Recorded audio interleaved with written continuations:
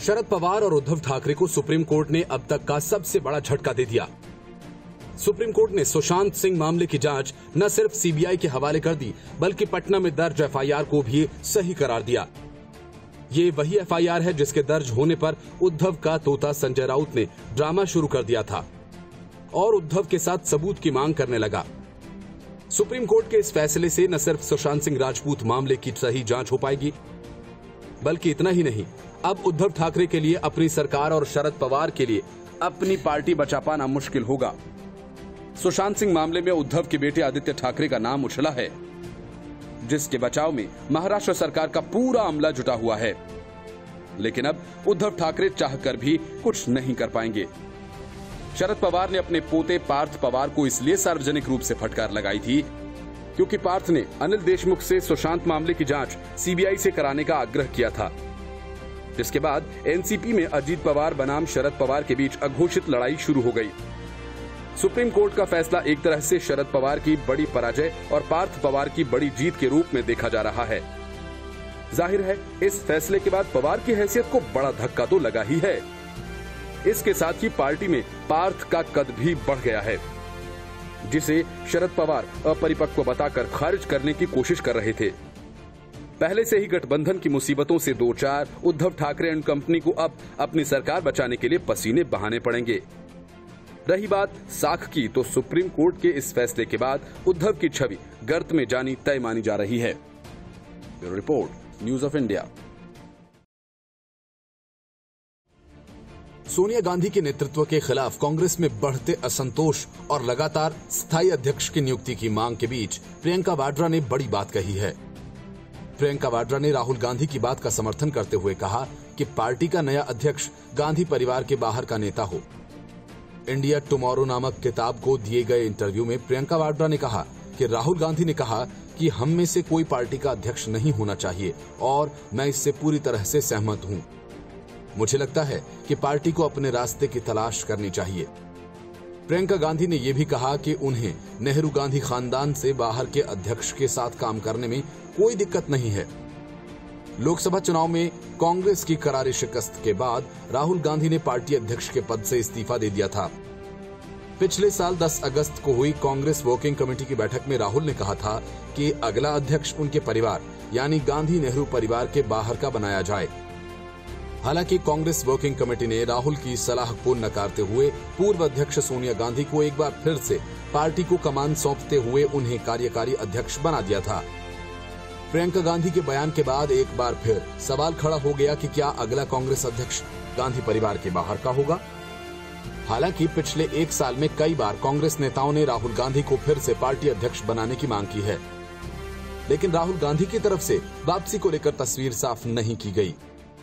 2019 लोकसभा चुनाव से ठीक पहले राजनीति में आई प्रियंका गांधी के मन की बात एक नई किताब इंडिया टुमारो के हवाले से सामने आई, जिसमें भविष्य के नेताओं से बातचीत कर उनकी सोच के बारे में बताया गया।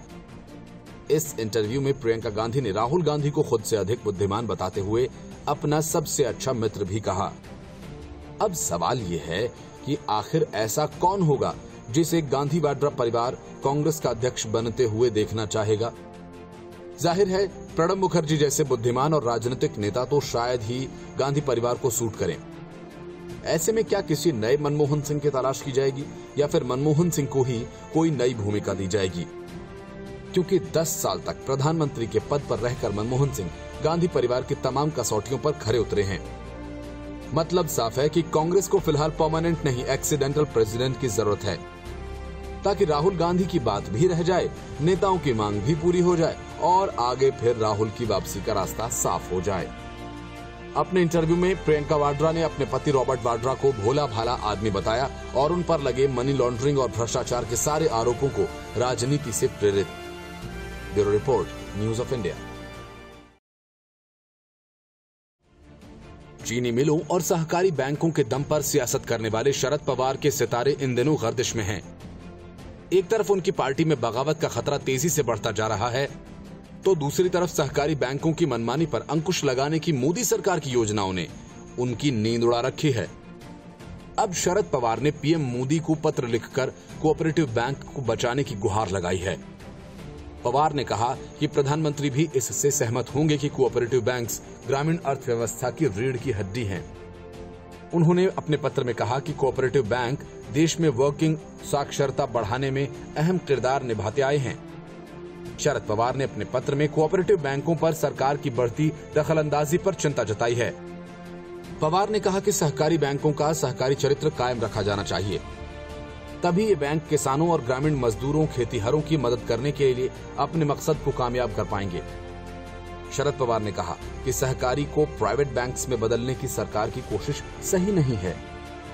बता दें कि 15 अगस्त को प्रधानमंत्री नरेंद्र मोदी ने लाल किले से अपने संबोधन में कहा था कि मध्य वर्ग के हितों की रक्षा के लिए सहकारी बैंकों को रिजर्व बैंक की निगरानी में लाया गया है। शरद पवार ने सरकार के इस कदम की तारीफ की है और कहा कि सहकारी बैंकों में भी वित्तीय अनुशासन होना चाहिए। लेकिन साथ ही साथ शरद पवार ने सहकारी बैंकों पर रिजर्व बैंक की बढ़ती पकड़ का विरोध किया। पवार ने कहा कि वे सहकारी बैंकों में वित्तीय अनुशासन के पक्षधर हैं, लेकिन ऐसा कहना गलत होगा कि सहकारी बैंकों को निजी बैंकों में बदल देने से फंड में हेराफेरी एकदम से रुक जाएगी। शरद पवार ने रिजर्व बैंक के आंकड़ों के आधार पर दावा किया कि वित्तीय वर्ष 2019-20 में सहकारी बैंकों में सबसे कम धोखेबाजी दर्ज की गई।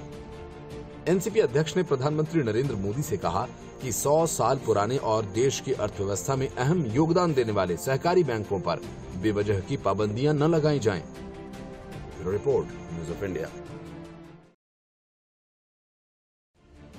सोशल मीडिया में बुरी तरह से मात खाने के बाद अब कांग्रेस का इरादा फेसबुक जैसे सार्वजनिक मंच पर दबाव बनाकर कब्जा जमाने का इरादा है। फेसबुक को लेकर कांग्रेस के बखेड़े का पूरा मतलब यही है कि इस मामले में कांग्रेस के संगठन प्रभारी केसी वेणुगोपाल ने कंपनी के प्रमुख मार्क जुकरबर्ग को एक ईमेल के माध्यम से पत्र भेजकर आग्रह किया है कि इस पूरे मामले की उच्च स्तरीय जांच कराई जाए। कांग्रेस की इस मांग पर बीजेपी ने राहुल गांधी को निशाने पर लेते हुए कहा कि जो संगठन उनकी मर्जी के अनुसार काम नहीं करते, उन्हें भाजपा संघ के दबाव वाला बता दिया जाता है। कांग्रेस के संगठन महासचिव केसी वेणुगोपाल की ओर से जुकरबर्ग को भेजे गए एक ईमेल की जांच पूरी होने तक भारतीय शाखा के संचालन की जिम्मेदारी नई टीम को सौंपने की भी मांग की गई है, ताकि जांच प्रक्रिया प्रभावित न हो। पत्र में 1-2 माह में जांच पूरी कर इसकी रिपोर्ट सार्वजनिक करने की भी मांग की गई है। इस पत्र को अपने ट्विटर हैंडल पर शेयर करते हुए कांग्रेस नेता राहुल गांधी ने कहा कि सभी देशवासियों को फेसबुक से सवाल करना चाहिए। दरअसल ये पूरा विवाद अमेरिकी अखबार वॉल स्ट्रीट जर्नल में प्रकाशित एक रिपोर्ट के बाद शुरू हुआ। फेसबुक ने कहा कि वे नफरत फैलाने वाली सामग्रियों पर अंकुश लगाते हैं, लेकिन इस दिशा में और बहुत कुछ करने की जरूरत है। उधर इस विवाद में बीजेपी ने कांग्रेस नेता राहुल गांधी को फिर से निशाने पर लिया और तीखा पलटवार किया। पार्टी के वरिष्ठ नेता रविशंकर प्रसाद ने कहा कि फेसबुक यदि सार्वजनिक मंच है तो कोई भी अपनी विचारधारा के समर्थन में बात रख सकता है। वैसे फेसबुक ने बीजेपी के समर्थकों के भी सैकड़ों पेज हटाए हैं, लेकिन हमें अफसोस इस बात का है कि जिन लोगों का राजनीतिक वजूद सिमट चुका है, वे अभिव्यक्ति के मंच पर अपनी मनमानी चलाना चाहते हैं। प्रसाद ने कहा कि दिल्ली विधानसभा चुनाव के दौरान राहुल ने पीएम नरेंद्र मोदी के लिए कहा था कि अगर उन्होंने बेरोजगारी के मुद्दे को ठीक से नहीं संभाला तो देश के नौजवान उन्हें डंडों से पीटेंगे। उनका ये बयान हिंसा फैलाने का एक नायाब उदाहरण है। इसके साथ ही उन्होंने एक रैली में कांग्रेस अध्यक्षा सोनिया गांधी द्वारा आर पार की लड़ाई वाली टिप्पणी का जिक्र करते हुए ये सवाल किया कि ये नफरत फैलाने वाली टिप्पणी नहीं थी क्या। वॉल स्ट्रीट जर्नल में छपी रिपोर्ट के बाबत प्रसाद ने कहा कि इस बारे में फेसबुक को निर्णय लेना है कि उसे क्या करना है। Bureau report, news of India. Sushant Singh Rajput मामले में सुप्रीम कोर्ट का फैसला आते ही पार्थ पवार ने शरद पवार और उद्धव ठाकरे के खिलाफ मोर्चा खोल दिया और ट्वीट कर कहा, सत्यमेव जयते। सिर्फ पार्थ ही नहीं, कोर्ट के फैसले के बाद पूरी महाराष्ट्र सरकार चौतरफा घिर गई है। बीजेपी के निशाने पर उद्धव ठाकरे, संजय राउत, अनिल देशमुख और शरद पवार जैसे लोग आ गए, जो अब तक इस मामले को लेकर सियासत कर रहे थे। बीजेपी ने महाराष्ट्र के गृह मंत्री अनिल देशमुख का इस्तीफा मांगा है, तो वहीं एनसीपी प्रमुख शरद पवार के पोते ने भी कहा कि सत्यमेव जयते। महाराष्ट्र बीजेपी के नेता किरीट सोमैया ने कहा, सुशांत सिंह राजपूत प्रकरण में गृह मंत्री अनिल देशमुख को तुरंत इस्तीफा दे देना चाहिए। वहीं मुंबई पुलिस कमिश्नर ने 2 महीने तक एफआईआर दर्ज नहीं की, उन्हें स्पष्टीकरण देना चाहिए। किरीट सोमैया ने कहा कि अब सुशांत के परिवार को न्याय मिलेगा। वहीं एनसीपी नेता और शरद पवार के पोते पार्थ पवार ने सुप्रीम कोर्ट के फैसले के बाद ट्वीट कर लिखा, सत्यमेव जयते। वे पहले भी सुशांत केस की जांच सीबीआई को सौंपने की वकालत कर चुके हैं। शिवसेना सांसद संजय राउत ने सुप्रीम कोर्ट के फैसले के बाद कहा कि कानून के ऊपर किसी का जोर नहीं है, महाराष्ट्र में हमेशा कानून का राज चलता है। वहीं अनिल देशमुख के इस्तीफे की मांग पर संजय राउत बोले, इस्तीफे की बात करना ठीक नहीं है, इस्तीफे की बात निकलेगी तो दिल्ली तक जाएगी। संजय राउत ने कहा कि इस मामले पर पहले दिन से ही राजनीति चलती रही है। अब सुप्रीम कोर्ट ने इस पर फैसला लिया है तो सरकार फैसला पढ़ने के बाद फैसला करेगी। मुंबई पुलिस कमिश्नर परमबीर सिंह ने कहा, जैसे ही हमें ऑर्डर की कॉपी मिल जाएगी हम इसका परीक्षण करेंगे और आगे का एक्शन तय करेंगे। हमने सुप्रीम कोर्ट के ऑर्डर्स की कॉपी भेजने के लिए अपने एडवोकेट से बात की है। कांग्रेस नेता संजय निरुपम ने मुंबई पुलिस को सुप्रीम कोर्ट का फैसला मानने की नसीहत दी है। संजय निरुपम ने ट्वीट कर कहा, मुंबई पुलिस नाहक प्रतिष्ठा का प्रश्न न बनाए, सुप्रीम कोर्ट के आदेश का पालन करे, सुशांत सिंह राजपूत की मृत्यु की जांच सीबीआई को सौंप दें। मुंबई पुलिस की क्षमता पर किसी को शक नहीं है, लेकिन अब इस मामले की जांच में ढिलाई बरती जा रही है, ये दिख रहा था, कारण सरकार जाने। बीजेपी के प्रवक्ता और विधायक राम कदम ने सुशांत सिंह मामले पर कहा कि 66 दिनों के बाद आज सुशांत के चाहने वालों को राहत मिली है। सुप्रीम कोर्ट के फैसले के बाद अब सीबीआई जांच करेगी। महाराष्ट्र सरकार का पता नहीं किस बड़े आदमी को बचाना चाहती है और अपने अहंकार की वजह से अब तक ये केस सीबीआई को नहीं दिया गया था, जिसका आज अहंकार टूट गया है। महाराष्ट्र सरकार महाराष्ट्र पुलिस से भी माफी मांगे, जिन्होंने उनकी छवि खराब करने का प्रयत्न किया। बता दें कि सुशांत सिंह राजपूत केस की जांच सुप्रीम कोर्ट ने सीबीआई को सौंप दी है। पटना कोर्ट की एफआईआर को सुप्रीम कोर्ट ने सही पाया है। कोर्ट ने कहा कि बिहार सरकार जांच की सिफारिश करने में सक्षम है। कोर्ट ने यह भी माना कि मुंबई पुलिस ने जांच नहीं की। सुशांत सिंह राजपूत की मौत के मामले की जांच का अधिकार किसे है, इसे लेकर मामला सुप्रीम कोर्ट में था। सुप्रीम कोर्ट ने सभी पक्षों से लिखित जवाब मांगे थे। बिहार सरकार, रिया चक्रवर्ती और सुशांत की फैमिली की तरफ से लिखित जवाब सुप्रीम कोर्ट में दिए गए थे। वहीं सीबीआई की तरफ से सुप्रीम कोर्ट में लिखित जवाब दिया गया था। जवाब में कहा गया है कि कोर्ट को सीबीआई और प्रवर्तन निदेशालय से सुशांत केस को ट्रांसफर करने की याचिका में तर्क दिया गया था कि अधिकांश लेन देन मुंबई में हुए हैं और इस तरह से पटना पुलिस को इस मामले की जांच करने का कोई अधिकार नहीं है। वहीं सीबीआई का कहना है कि याचिका गलत है और कई कारणों से खारिज होने के लायक है। Bureau report, news of India. Sushant मामले में अब तक रिया चक्रवर्ती के प्रवक्ता की तरह सब पर ताबड़तोड़ हमला करने वाले संजय राउत की बोलती सुप्रीम कोर्ट के फैसले के बाद बंद हो गई है, क्योंकि ये वही राउत हैं जिन्होंने सबसे पहले सुशांत मामले को ओपन एंड शट केस बताया था, फिर सुशांत के पिता पर आपत्तिजनक टिप्पणी की थी, जिसके कारण उनके खिलाफ मानहानि का नोटिस भी भेजा जा चुका है। लेकिन कोर्ट के फैसले के बाद शिवसेना के राज्यसभा सांसद संजय राउत के सुर बदल गए। उन्होंने कहा कि महाराष्ट्र एक ऐसा राज्य है जहां कानून सबसे ऊपर है। सुप्रीम कोर्ट के फैसले पर राजनीति करना ठीक नहीं है। सर्वोच्च न्यायालय ने इस मामले में अपना फैसला दिया और पूरी जानकारी जब हमारे पास आएगी तो सरकार की तरफ से प्रवक्ता इस मामले में बात करेगा। वे कई सवालों पर चुप्पी साध गए। राज्यसभा सांसद संजय राउत ने कहा कि महाराष्ट्र एक ऐसा राज्य है जहां कानून का राज है। यहां सत्य और न्याय की हमेशा जीत होती है। यहां पुलिस और शासन के लिए कानून से ऊपर कोई व्यक्ति नहीं है। सुप्रीम कोर्ट ने फैसला सुनाया, उस पर सरकार के कानून के जानकार बात करेंगे।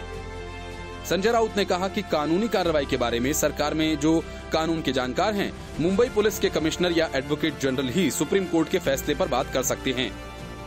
मेरे लिए इस पर बात करना सही नहीं है।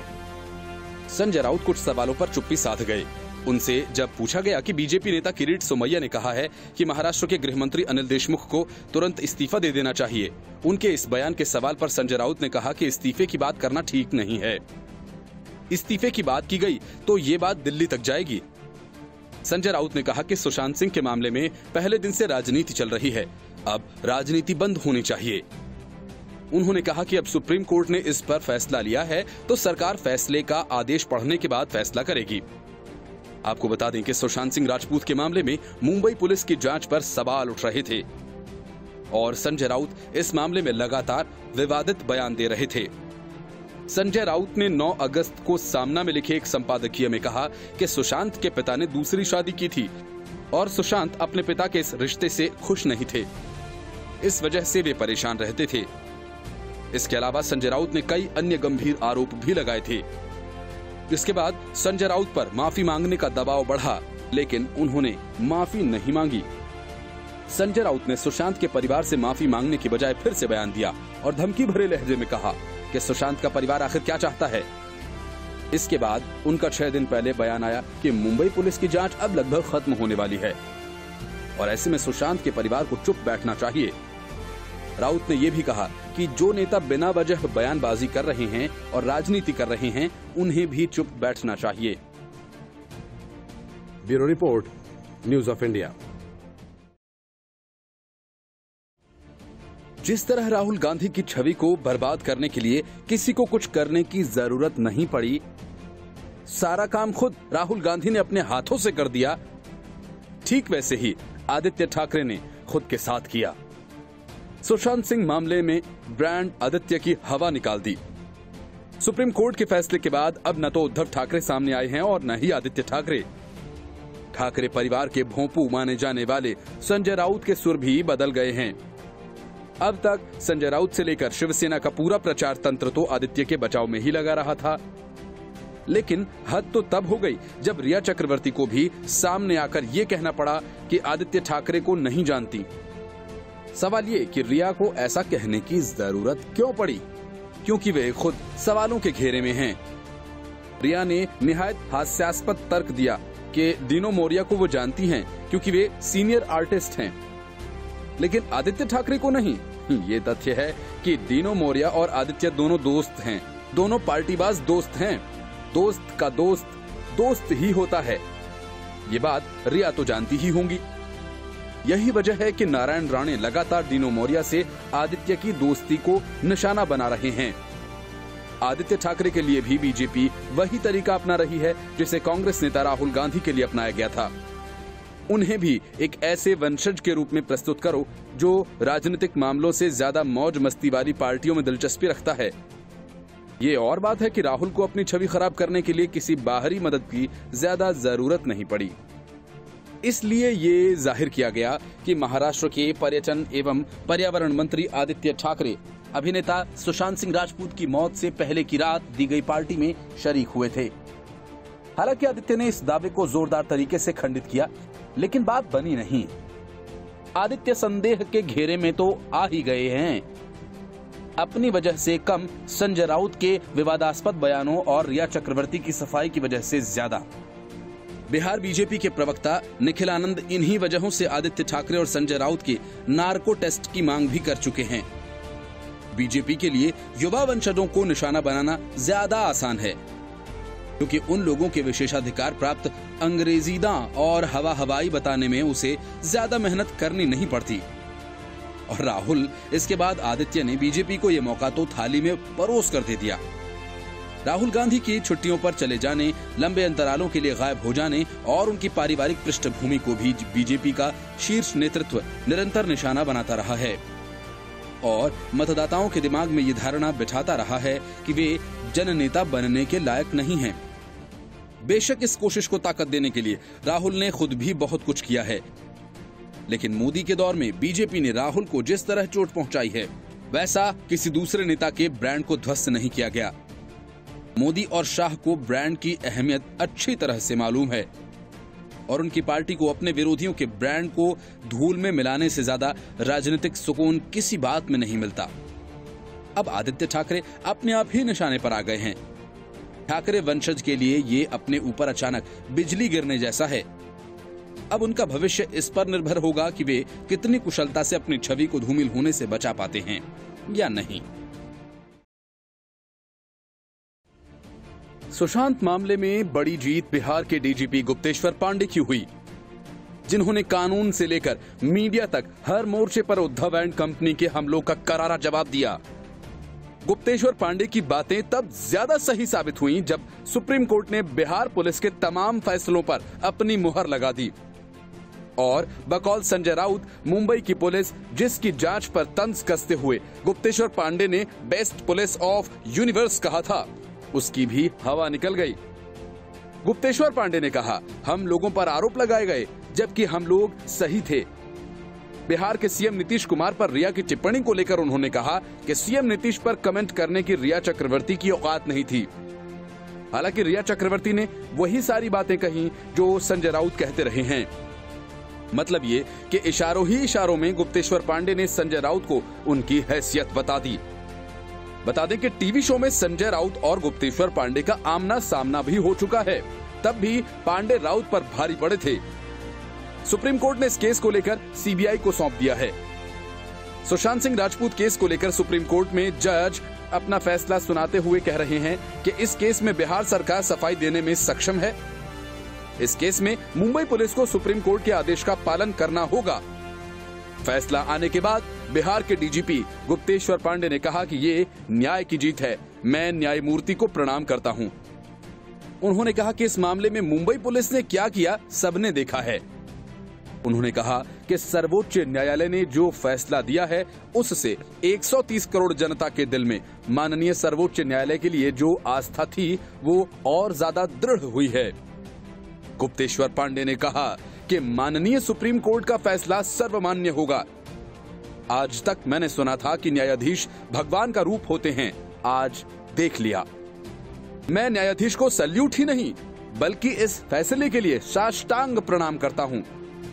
गुप्तेश्वर पांडे ने कहा कि बिहार पुलिस को मुंबई ने जिस तरह से क्वारंटीन किया वो गलत था।